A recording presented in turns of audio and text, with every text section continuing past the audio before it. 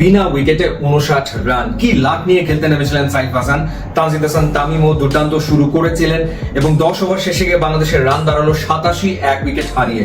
তখন মনে হচ্ছিল যে বাংলাদেশ 20 ওভারে গিয়ে 180 প্লাস একটা স্কোর করবে, কারণ এই ম্যাচে বাংলাদেশকে আফগানিস্তানের বিপক্ষে শুধু জিতলে চলবে না, রান রেটের দিকে অবশ্যই বাংলাদেশকে খেয়াল রাখতে হবে। কিন্তু কিসের কি, পরের 10 ওভারে গিয়ে বাংলাদেশ তুলতে পারলো মাত্র 67 রান, অর্থাৎ প্রথম 10 ওভারে 87, পরের 10 ওভারে গিয়ে 67 এবং এর ভেতরে শেষ 5 ওভারে 7 উইকেট হাতে নিয়ে খেলতে গিয়ে বাংলাদেশ তুলতে পারলো মাত্র 35 রান।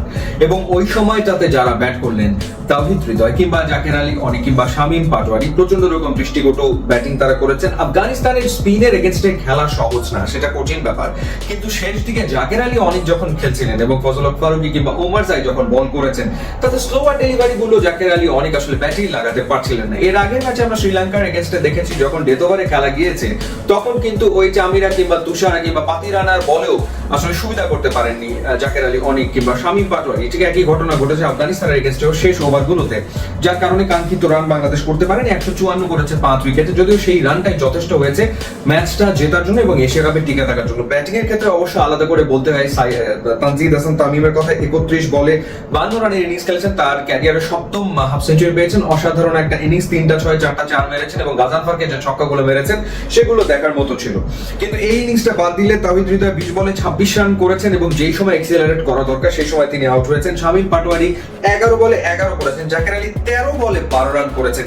এই যে দুজনে মিলে যে 24টা বলে তারা করেছেন 23 রান, এই সময়টাই বাংলাদেশ আসলে পিছিয়ে গেছে। নুরুল হাসান সোহান 6টা বল খেলার সুযোগ পেয়েছেন, 2টো 4-এ তিনি করেছেন 12 রান, অর্থাৎ তিনি তার কাজটা করেছেন। আর সাইফ হাসান বলছিলাম যে লাক নিয়ে খেলতে নেমেছিলেন, কারণ শুরুর দিকে তিনি আসলে ফজল হক ফারুকী কিংবা ওমর জাইয়ের সুইং বারবার মিস করলেও সামা উইকেটে টিকেছিলেন এবং 2টো 4 একটা 6 তিনি মেরে অন্তত বাংলাদেশকে একটা ভালো শুরু এনে দিতে পেরেছেন।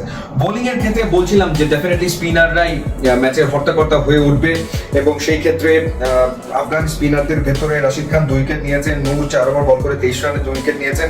আর বাংলাদেশের ক্ষেত্রে নাসুম আহমেদ আসলে ট্রাম্প কার্ড ছিলেন, 4 ওভার বল করে 11 রানে 2টো উইকেট নিয়েছেন এবং তিনি আসলে বাংলাদেশকে ম্যাচ জেতানোর পথটা দেখিয়েছেন। পরবর্তীতে মুস্তাফিজ 4 ওভারে 28 রানে 3 উইকেট নিয়েছেন এবং তাসকিন 4 ওভারে 34 রানে 2 উইকেট নিয়েছেন।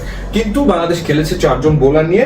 ফিফথ বোলিং অপশনে সেখানে ছিল শামীম এবং সাইফ, তারা অনেক বেশি এক্সপেন্সিভ ছিলেন। যাই হোক, এখন আর রান রেটের দিকে তাকিয়ে লাভ নেই, কারণ বাংলাদেশ 2 ম্যাচ জেতার পরেও মাইনাস রান রেটে রয়েছে।